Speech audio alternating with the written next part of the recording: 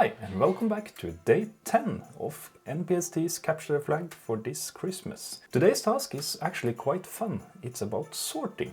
After we have opened it, we get this message where they say, this very strict elf has written down a Christmas word, but in the sorting of all the packages, it has happened something very terrible wrong, and it got quite messy. Word has gone lost in what looks like a total chaos of just random text. They need your help to find the word, and they have no clue about how far the word is. Can you find it? And we got this random text bin. So, if we then open it, we can see that there is quite just random mess. It's a whole lot of text, just split it across the whole thing with a null as a divider. My first clue was then just to make this text and divide it by the null. So what I did was then to just create quite simple Python script for it. Then I was thinking, what is actually the difference between these lines? So I then started to try to figure out the length of it. How long is it? Is there something that is a difference in the length and so on? So I also added a character to see how long the length is. I also wanted to know how many lines there is and maybe which line here is how far into the document. As an example, I then got this where it says this length or this text is 44 characters and it's on the line 560, and in the total of the document there is 10,025. So now I got the length of it, and I got the placement, and I got the text.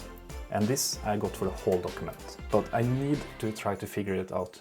How small can I make this? Then I started to search for this character in the flag to see, okay, I know there is supposed to be 2 brackets capturing in the flag. I have no idea where the PST is or the other, but I at least know there is a bracket. And I noticed that the end bracket was only with 80 characters. And then I thought, okay, since this is 80, and I know I have up to 200 characters, I have done to 1, 2, 3, 10.